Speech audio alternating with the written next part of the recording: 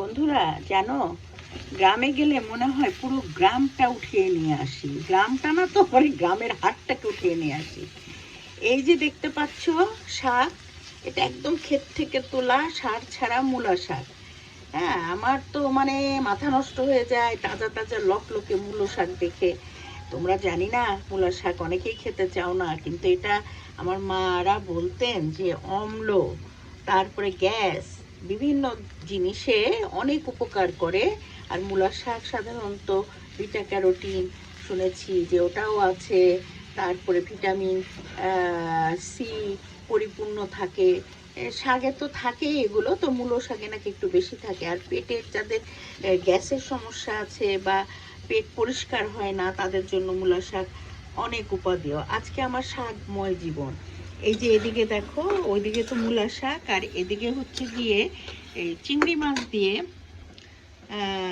ধোয়াতে তোমার মানে ধোয়া মানে বাষ্পে তোমার ক্যামেরাটা একদম ঘোলা হয়ে যায়।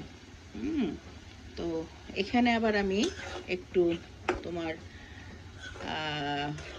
পালং শাক রান্না করব। এই পালং শাকটাও ওই রকম পালং শাক, একদম ছোট ছোট ক্ষেত থেকে ওঠানো যে পালং শাকগুলো, সবই তো ক্ষেত থেকে উঠানো হয়, কিন্তু আমরা বাজারে যেটা পাই সেটা তো পানি টানি দেওয়া থাকে। আমার একদম সামনে তুলে দিয়েছে এই যে ছোট ছোট পালং শাক, এটা দিয়ে আজকে আমি চিংড়ি মাছ দিয়ে ভুনা করব।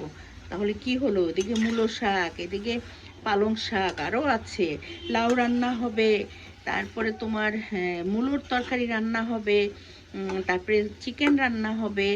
রান্নার তো আর শেষ নেই, প্রতিদিন এরকম শাক সবজিতে ভরপুর থাকে আমার বাসা।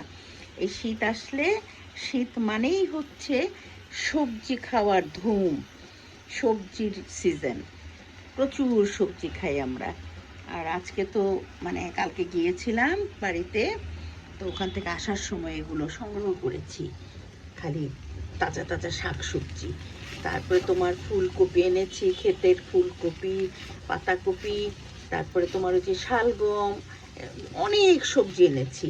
তো আজকে যেহেতু শাক রাখা যায় না, শাক রাখলে তো ওটার স্বাদটা নষ্ট হয়ে যাবে, তাজা তাজা শাক খাবো, তাই আজকে তোমার এইগুলো রান্না করছি। এই যে তোমার পালং শাক দিয়ে চিংড়ি মাছ দিয়ে রান্না করব, মূলো শাক ভাজি করব, লাউ রুই মাছ দিয়ে রান্না করব।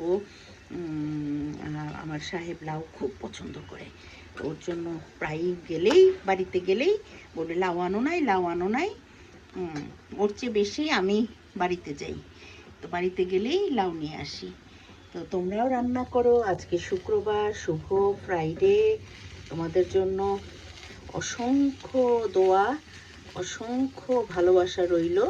ভালো থেকো। খোদা হাফেজ।